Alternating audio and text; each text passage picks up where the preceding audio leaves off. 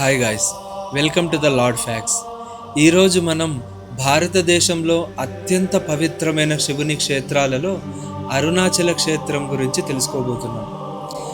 ఈ క్షేత్రం ఒక గొప్పతనం మన మునులు ఏమన్నారంటే, దర్శనాత్ అభ్రసదసి జననాత్ కమలాలయే మరణాత్ కాశ్యం స్మరణాత్ అరుణాచలే. దీని అర్థం ఏమిటంటే, మనం చిదంబరాన్ని దర్శించిన, లేక తిరువారూరులో జన్మించిన, లేక కాశీలో మరణించిన మోక్షం లభిస్తుంది. కానీ కేవలం మనసులో తలుచుకున్నంత మాత్రాన ముక్తిని ప్రసాదించే ఏకైక క్షేత్రం ఈ అరుణాచలం అని దీని అర్థం. ఇది తమిళనాడులోని తిరువన్నమలైలో వెలిసిన ఒక అద్భుతమైన పుణ్యక్షేత్రం.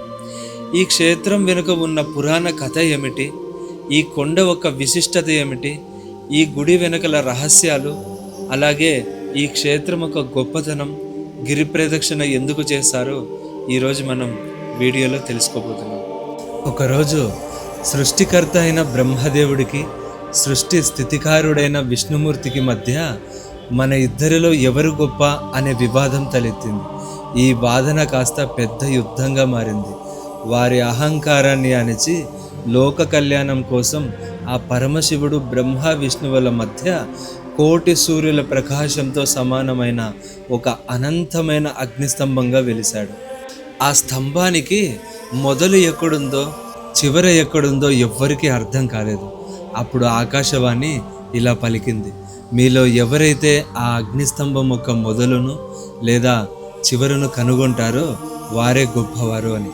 అప్పుడు విష్ణుమూర్తి స్తంభం అడుగు భాగం ఎక్కడుందో చూడ్డానికి వరాహ రూపం ధరించి భూమిని తవ్వుకుంటూ లోపలికి వెళ్ళారు. బ్రహ్మదేవుడు స్తంభం పైభాగాన్ని చూడ్డానికి హంసరూపం ధరించి ఆకాశంలోకి ఎగిరి వెళ్ళారు. వేల సంవత్సరాలు వెతికినా విష్ణుమూర్తికి అడుగు భాగం కనిపించలేదు. తన అహంకారాన్ని వీడి ఈ స్తంభం సాక్షాత్తు ఆ పరమశివుడి అని గ్రహించి తిరిగి వచ్చి శివునికి నమస్కరించారు. బ్రహ్మదేవుడు పైకి వెళ్తుండగా శివుని శిరస్సు నుండి కిందకు రాలుతున్న ఒక మొగలి పువ్వు కనిపించింది. ఆ బ్రహ్మ ఆ పువ్వును ఆపి, నేను శిఖరాన్ని చూశానని విష్ణువు ముందు సాక్ష్యం చెప్పమని కోరాడు.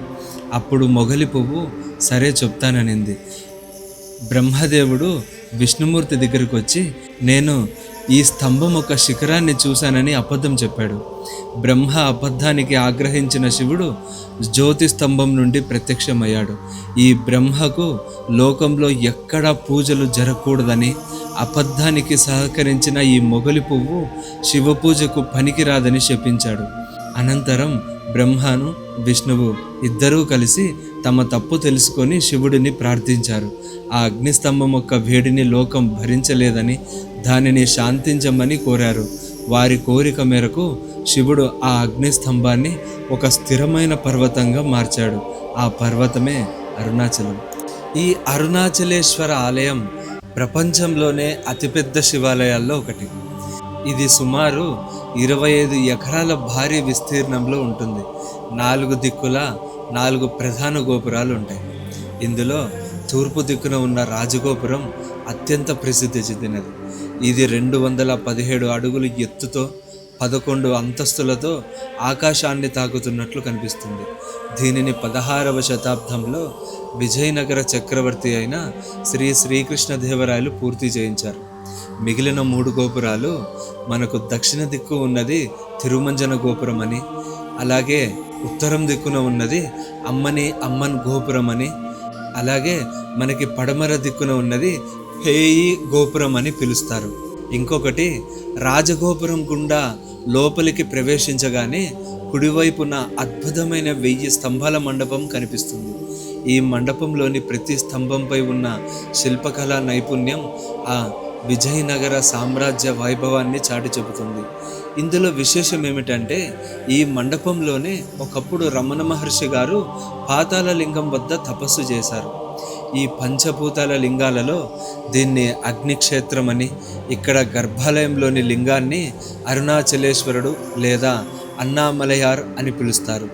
ఈ లింగం స్వయంభుగా వెలిసిందని మన పురాణాలు చెబుతున్నాయి.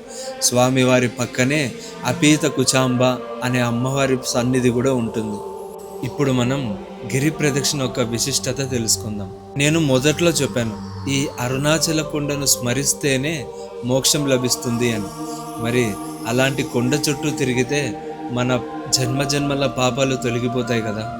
ఇప్పటికీ సిద్ధులు మునులు అదృశ్య రూపంలో ఈ కొండ చుట్టూ తిరుగుతుంటారని భక్తుల ఒక నమ్మకం. ఈ గిరి ప్రదక్షిణ సుమారు మనకి 14 కిలోమీటర్లు ఉంటుంది.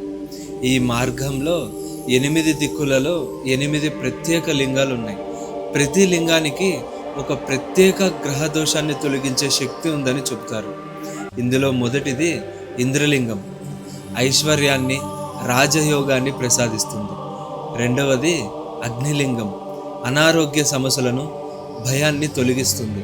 మూడవది యమలింగం, అకాల మరణ భయాన్ని పోగొట్టి ఆయుష్ను పెంచుతుంది. నాలుగవది నైరుతి లింగం, సంతాన ప్రాప్తిని కుటుంబ సౌఖ్యాన్ని ఇస్తుంది. ఐదవది వరుణలింగం, ఇది కీర్త ప్రతిష్టలను సామాజిక గౌరవాన్ని పెంచుతుంది.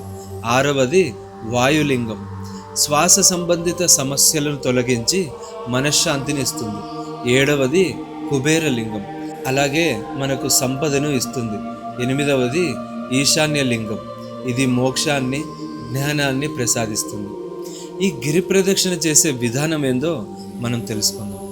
ఈ కొండను శివస్వరూపంగా భావిస్తారు కాబట్టి భక్తులు చెప్పులు లేకుండా ప్రదక్షిణ చేయడం శ్రేష్టం. గర్భవతి అయిన స్త్రీ ఏ విధంగానైతే అడుగులో అడుగు వేసుకుంటూ జాగ్రత్తగా నడుస్తుందో అంత నిదానంగా శివనామ స్మరణ చేసుకుంటూ నడవాలని మన శాస్త్రం చెబుతుంది. ప్రదక్షిణ చేసేటప్పుడు ఈ కొండ ఎల్లప్పుడూ మన కుడి వైపునే ఉండాలి. అలాగే ప్రతి పౌర్ణమికి అరుణాచలంలో లక్షలాది మంది భక్తులు గిరి ప్రదక్షిణ చేస్తారు.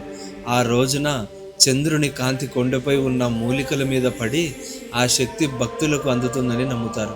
ముఖ్యంగా కార్తీక పౌర్ణమి రోజు చేసే ప్రదక్షిణ అత్యంత ఫలదాయకం. మరొకటి చాలా ముఖ్యమైనది, మీరు గనక ఆ మహాశివుని భక్తులైతే అరుణాచల క్షేత్రంలో కార్తీక మహాదీపం అనేది కేవలం ఒక పండగ మాత్రమే కాదు, అది కళ్ళతో చూడాల్సిన ఒక అద్భుతమైన దృశ్యం. ఇది ప్రతి కార్తీక మాసంలో కార్తీక పౌర్ణమి రోజు సాయంత్రం సరిగ్గా 6 గంటలకు సూర్యుడు అస్తమించే సమయంలో 2668 అడుగుల ఎత్తు ఉన్న అరుణాచల కొండ శిఖరంపై ఈ మహాదీపాన్ని వెలిగిస్తారు. కొండ కింద ఆలయంలో భరణి దీపం వెలిగించిన వెంటనే దాన్ని సంకేతంగా తీసుకొని కొండపైన జ్యోతిని వెలిగిస్తారు. ఈ దీపం వెలిగించడానికి చేసే ఏర్పాట్లు వింటే మీకు తప్పకుండా ఆశ్చర్యం కలుగుతుంది. సుమారు 3500 కిలోల నెయ్యిని ఉపయోగిస్తారు. 100 మీటర్లు పొడవున్న కాటన్ వస్త్రాన్ని వత్తిగా ఉపయోగిస్తారు. దీపం వెలిగించే పాత్ర 5 అడుగుల ఎత్తు ఉంటుంది. ఇది సుమారు 11 రోజుల పాటు వెలుగుతూనే ఉంటుంది. ఈ మహాదీపం కేవలం ఒక్కరోజు మాత్రమే కాదు, దాదాపు 11 రోజుల పాటు నిరంతరాయంగా వెలుగుతూనే ఉంటుంది. చుట్టుపక్కల 30 నుండి 40 కిలోమీటర్ల దూరం వరకు ఈ జ్యోతి దర్శనమిస్తుంది. మన పురాణాల ప్రకారం శివుడు అగ్నిస్తంభంలా ఆవిర్భవించిన ఘట్టానికి గుర్తుగా ఈ దీపాన్ని వెలిగిస్తారు. మనం కూడా మనలోని అజ్ఞానం అనే చీకటిని తొలగించుకొని జ్ఞానం అనే జ్యోతిని వెలిగించుకోవాలనేది ఈ దీపం ఇచ్చే సందేశం. చూసారుగా, స్మరిస్తే చాలు ముక్తిని ప్రసాదించే ఆ అరుణాచలేశ్వరుని యొక్క మహిమలు. మీరు గనక అరుణాచలం వెళ్ళాలనుకుంటే ప్రతి పౌర్ణమి సమయం లేదా కార్తీక మాసంలో కార్తీక పౌర్ణమి రోజు చాలా ఉత్తమైనది. జనాలు ఉంటారని భయపడకండి. మహా అంటే ఇంకొక 4 గంటలు 5 గంటలు ఎక్స్ట్రా గిరి ప్రదక్షిణ చేయాల్సి ఉంటుంది. అంతేగాని ఆ మహాశివుని యొక్క ఆశీర్వాదం మనకు మీకు ఖచ్చితంగా లభిస్తుంది.